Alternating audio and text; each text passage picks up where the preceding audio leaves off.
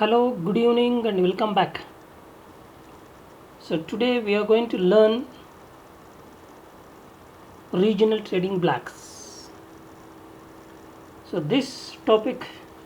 come under this topic comes under Module 3, Part 2 in International Business Dynamic in 4th semester MBA program of Bangalore North University. So, now let's begin to understand some of the regional trading blocks.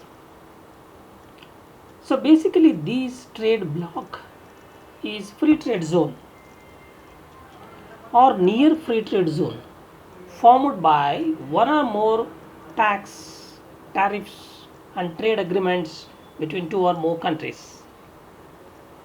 So they are a form of economic integration and increasingly shape of the pattern of the world trade. So this is the picture. This is the picture which depicts the economic integration, the levels of economic integration. Now let's begin to understand the different levels of economic integration. Number one, free trade zone, free trade area. So for the first time, the free trade eliminates all barriers to the trade of the goods, services among the member countries.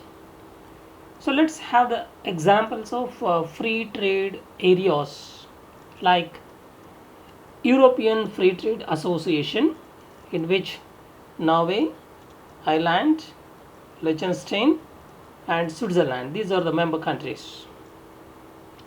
Another example for a free trade area, that is North American Free Trade Agreements, NAFTA.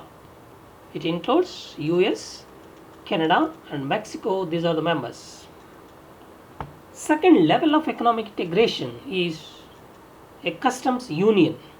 So this eliminates the trade barriers between the member countries and adopt a common external trade policies. So whatever the trade policy followed by a country, member country, so they should have to keep in mind the external trade policies in the group. Customs union are particularly useful to the level of competitive playing field and address the problem of re-exports. Example, Andean Pact, Bolivia, Cambodia, Colombia, Ecuador and Peru. So these are the member countries in Andean Pact, which is the best example for customs union. Next level of economic integration is a common market. So it has no barriers to trade between the member countries. A common external policy, the free movement of the factors of production, land, labor, capital, organization. The example for this type of market is Mercosur. This is the regional bloc in which Brazil, Argentina, Paraguay and Uruguay. So these are the members in this type of economic integration. So now the fourth level of economic integration is economic union. It is a single market. All tariffs are removed for trade between the member countries, creating a common single market. Free movement of labor that enables the workers among the member countries freely, they can move anywhere among the member nations. Whatever the policies like monetary and fiscal policies followed by the member countries, which must be harmonized with that of the policy of economic union. And lastly, we have political union. It represents the potentially the most advanced form of integration with a common government, and where the sovereignty of the member country is significantly reduced. So this is one of the demerits of this type of economic integration, that is political union. And now let's understand what are the effects of regional economic integrations. Trade creation, increase the trade that results from regional economic integration, gives the customers and industrial buyers a wide selection of goods and services, and lets buyers can acquire the goods and services more cheaply, that is economic price. So this is one of the effects of these regional trading blocks, regional economic integration. Now second important effect on the global economy, eliminating the trade barriers in small groups of countries may make it easier to gain the consensus as opposed to working in the far larger WTO. So third important implication is political cooperation. A group of nations can have significantly greater political weight than the countries have individually, and reduces the potential for military conflict among the members who are not the members of the political integration. Now fourth implication is employment opportunities.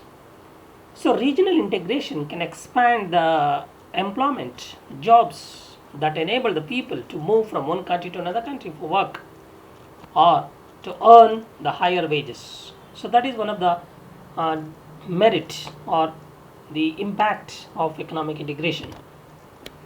So now let's understand the different types of regional blocks which have been created. Number one, ASEAN, the Association of Southeast Asian Nations. So this is the most prominent regional bloc among the Asian countries, especially the Southeast Asian countries. It is a geographical and economic organization of 10 countries located in Southeast Asian continent. So which was formed on 8th August 1967 by these countries like Indonesia, Malaysia, the Philippines, Singapore and Thailand. These are the founding fathers. So there are number of other countries which have been included in this trading bloc later on, like Brunei, Burma, that is the new name of Myanmar, Cambodia, Laos, Vietnam. So now the ASEAN Secretariat is located in Jakarta, in Indonesia. And now let's understand what are the aims and purposes for which ASEAN has been created. Accelerating the economic growth, social progress, cultural development among the members, production of regional peace and stability, and opportunities for the members countries to discuss the differences peacefully. It has emphasized the regional cooperation on the three pillars like security, socio-cultural and economic integration. So these are the purposes for which. So now let's move on to understand some other aims for which the ASEAN has been created: to accelerate the economic growth, social progress and cultural development among the members, to promote the regional peace and stability, to promote active collaboration and mutual assistance on matters common interest of economic, social, cultural, technical, scientific and administrative fields. So to provide the assistance to each other in the form of training and research facilities in the educational, professional, technical and administrative areas. To collaborate more effectively for the greater utilization of the members' agriculture and industries, and thus expand the trading activities.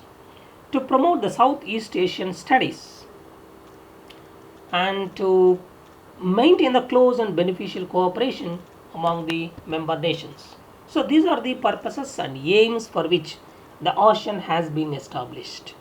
And now let us move on to understand some of the fundamental principles of ASEAN. Number one, mutual respect for the independence, sovereignty, equality, territorial integrity and national identity of all the members. The right of every state to lead its national existence free from external interference and conflict. And thirdly, non-interference in the internal affairs of one another. Settlement of differences or disputes which are arises relating to the trade and commerce peacefully. Renunciation of the threat or use of force by one country on the other country, especially among the member nations. And effective cooperation among themselves. It also codifies ASEAN norms, rules and values, sets clear targets and prevents and presents accountability and compliance of those rules and values and norms which have been created among the member nations in the banner of ASEAN. The ASEAN Charter entered into the force on 15th December 2008. It is a legally binding agreement among the 10 ASEAN member countries. Now let's understand some structure of the ASEAN. The supreme authority of ASEAN, that is Summit of National Leaders. Decisions made at this summit are intended to represent a consensus among all the member nations. A trading bloc, ASEAN is a trading bloc, is basically a free trade zone or near free trade zone formed by one or more tax, tariffs and trade agreements between two or more members. This is the trading blocs which have formed economic integration and increasingly shaped the pattern of the world trade nations. Summit meetings have been held annually. The chairmanship rotates among the members every year by alphabetical order. So this is the structure of ASEAN. So another important economic integration is the European Union. It is the world's largest trading bloc and second largest economy after the US. Economic and political union of 28 members in the European continent. There are some institutions with which ASEAN is taking its activities like European Commission, the Council of the European Union, the Court of Justice of the European Union, the European Central Bank, the Court of Auditors and the European Parliament. So these are the institutions which take their own activities in the European Union. So the European Parliament is elected every 5 years by the European Union citizens. So the European Union, its de facto capital is at Brussels. So this organization was originally called Economic Community, so Common Market, or the SIX, after its formation following the Treaty of Rome in 1957. The original members of this European Union were Germany, France, Italy, Belgium, Netherlands and Luxembourg. So this has been founded, European Economic Community, founded in 1958. And now let's understand what are the objectives for which European Union has been established. To move freely, which allows the goods and services, money and people. That means the free movement of factors of production among the European Union members. Okay, the goods, services, capital, fund and even the labor. So another important objective, optimum utilization of the resources. Optimum resources must be allocated to ensure that member countries can draw the maximum benefits from the optimum allocation of the resources of the members in the European continent. So at present, European Union has 28 members. The European Union was the recipient of the 2012 Nobel Peace Prize. Croatia has joined this union on 1st April 2013. So these are the list of the member countries of the 28 member countries has been given in the charter. So please refer it for your convenience. The role of the European Union. So it promotes the peace and reconciliation through its political, practical, and economic support among the member nations. It provides the development aid around the world, so thereby it has the dominant position in the globe. So this union is committed to human rights, and the union works closely with the United Nations on the host of the issues on the banner of the uh, United Nations organization. It supports in building security around the world through its common security and defense policy. The world's largest trading bloc, as I told you, so this is the European Union.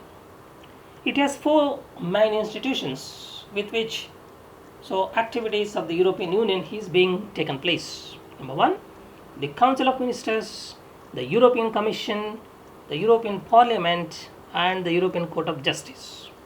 Economic and Social Committee and the Committee of the Regions have particular roles to play in the decision making process in the European Union.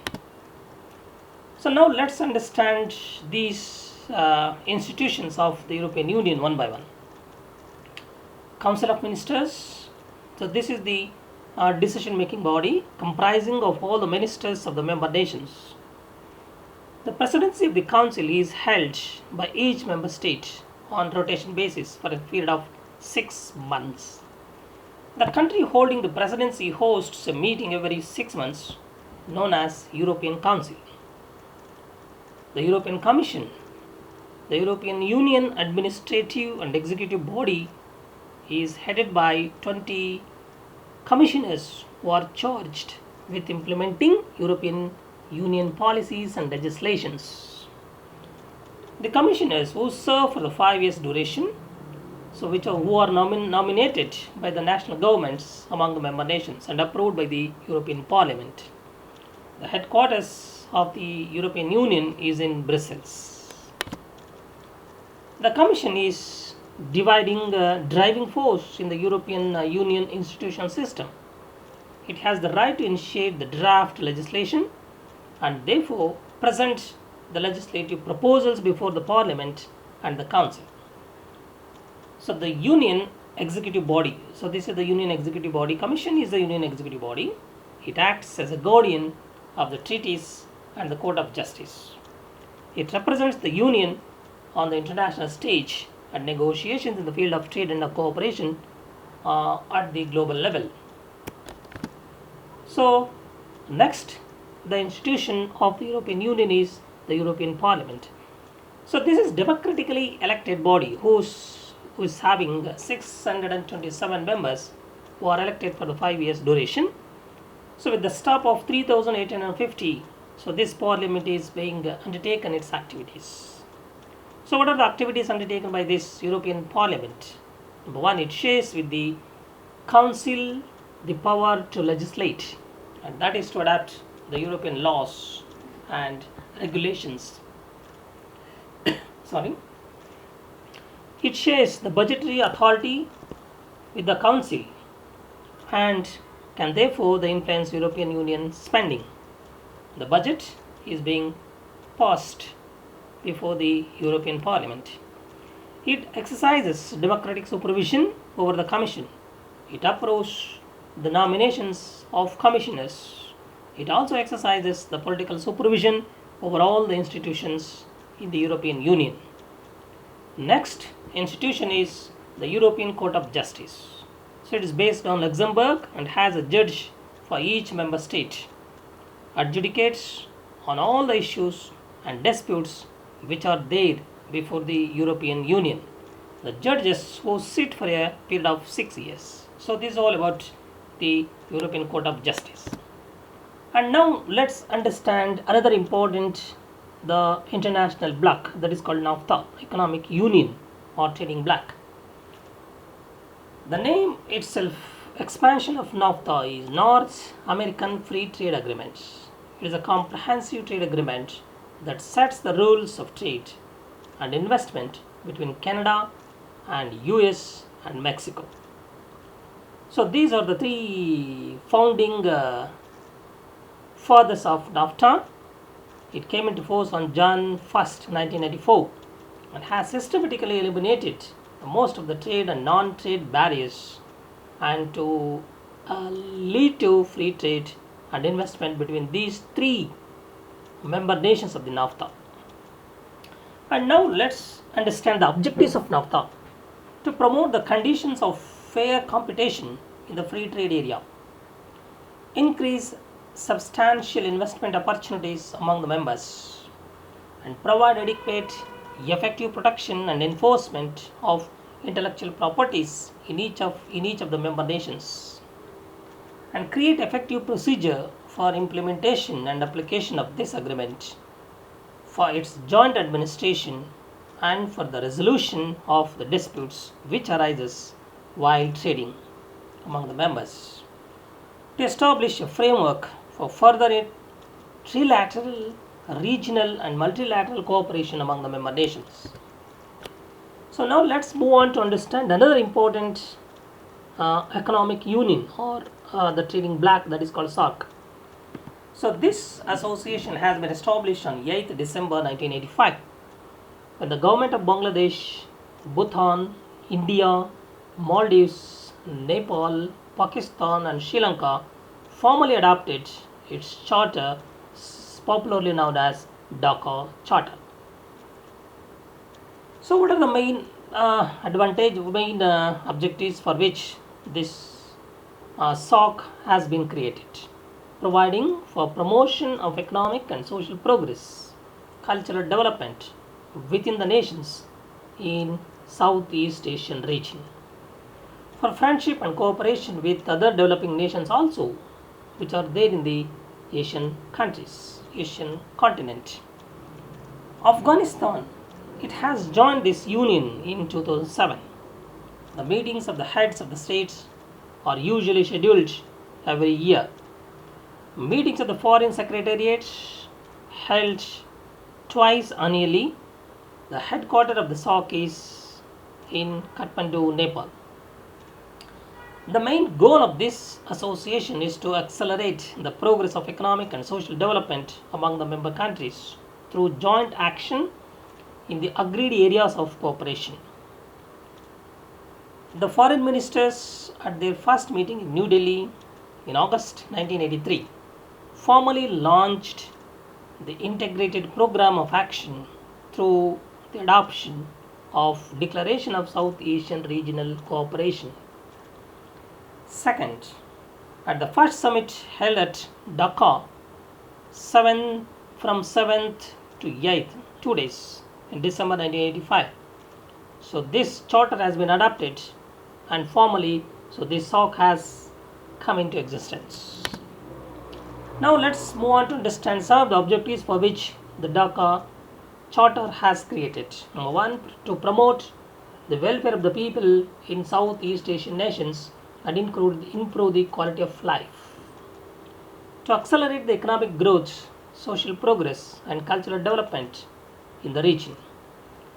To promote and strengthen collective self-reliance among the countries of SAARC. To contribute to mutual trust, understanding and appreciation of another problems. To promote active collaboration and mutual assistance in the economic, social, cultural, technical and scientific fields. To strengthen cooperation with other developing countries of the world. To strengthen the cooperation among the members in the international forums or the matters of common interest, and to cooperate with the international and regional organizations with similar aim and purposes. Respect each other's sovereignty, territorial integrity and political equality and independence of all the member nations. Non-interference, that is very important, non-interference of internal affairs of the members. So this is one of the major objectives for which the SAARC has been established. SAARC Secretariat is in Kathmandu, Nepal. It is headed by Secretary General appointed by the Council of Ministers from member nations on alphabetical order for a period of 3 years. So he is assisted by the professional and the general service staff. So this is all about Secretariat of SAARC. Council of Ministers. Council of Ministers comprising the foreign ministers of the member nations. It's responsible for the formulation of the policies and reviewing the progress, deciding the new areas of cooperation and establishing additional mechanisms as deemed fit, and deciding other matters of general interest in the forum called SAARC. The Council meets twice a year and may also meet in extraordinary session by agreement of member countries. Standing Committee. The Standing Committee comprising the Foreign Secretariat of the member nations. So this committee entrusted with the overall monitoring and cooperation of the programs in the association. It meets twice a year, submits its reports to the Council of Ministers. So this is one important committee, that is Standing Committee. Another committee is Programming Committee. So this Programming Committee comprising the senior officials, it meets prior to the Standing Committee sessions to scrutinize the Secretariat budget and finalize the calendar of activities to be undertaken in the banner of this association, and take up any other matters assigned to it by the Standing Committee. And technical committees. So this technical committee represents of member states. They formulate policies, programs and prepare the projects in their respective fields. The chairmanship of each technical committee normally rotates among the member nations in an alphabetical order for every 2 years. Action Committee. According to the SAARC Charter, there is a provision for action committees comprising the member nations concerning with implementation of the projects involving more than 2 but not all member states. So there are some drawbacks in this forum, that is called diversion, trade diversion. Trade diversion can occur often in formulating the trading blocks because of the lower tariffs charging between the member nations. So that is one of the important drawbacks that we could able to find in these years. Shifts in employment. Because of trading bloc reduces and eliminate the barriers to trade, industries acquiring unskilled labor shifts production to the low wage nations within the trading bloc. So that is important, the drawback that we could able to find in the bloc. And figures on the jobs lost and gained vary with the source.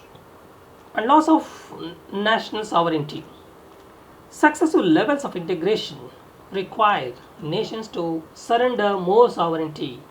So therefore, this is the major drawback that we could able to find in this regional integration. So now let's move on to understand some of the approaches to the international business. So basically there are 4 approaches: ethnocentric, geocentric, regiocentric and polycentric. So let's understand these approaches to the international business one by one. Number 1, ethnocentric orientation. The practices and policies of the headquarters like production, product specialization, specification, price to be fixed and promotional measures to be undertaken in the home country.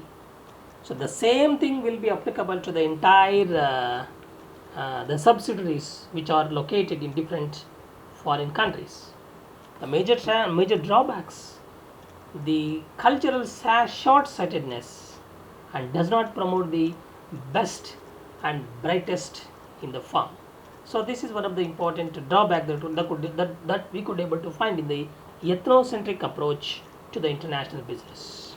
It is nothing but, so whatever the policies, whatever the practices followed with regard to the specification in the product, price and promotion measures in the home country, so that same thing will be applicable to the the host country branches.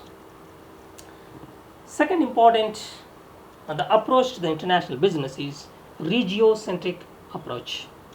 The firm accepts a regional marketing policies covering a group of countries which have comparable market characteristics with similar market characteristics.